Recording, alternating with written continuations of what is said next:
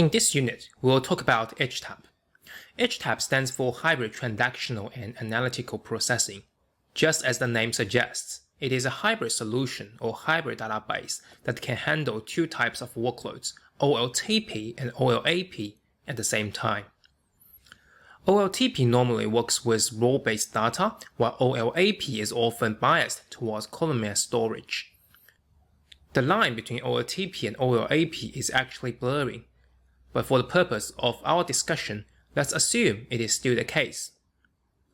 We understand that disk I/O is one of the most heavy lifting and time-consuming tasks for database, and more I/O means worse performance.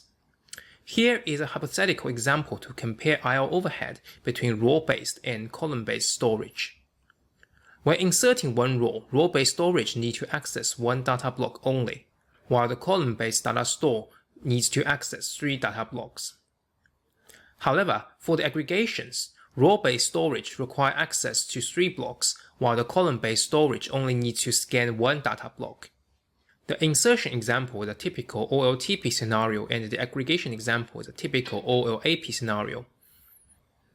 This example tells us OLTP prefers row-based storage, while OLAP prefers column-based storage.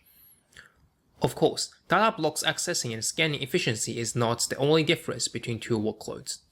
It is not unusual when trying to trade off performance for one side in order to improve the performance for the other.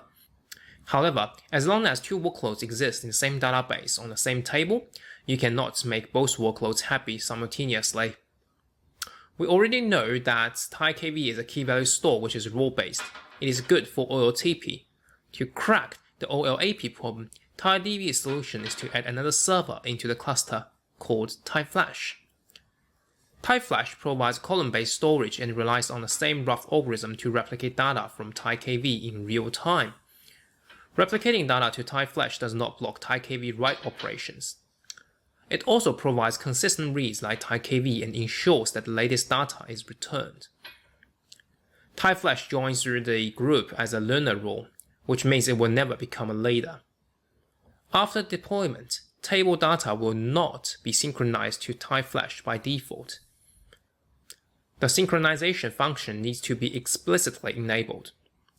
With the Engine Smart Selection feature, TiDB server can communicate with TiKV when dealing with OLTP workload and fetch results from TiFlash in case of the query performance could be benefit from column-based storage.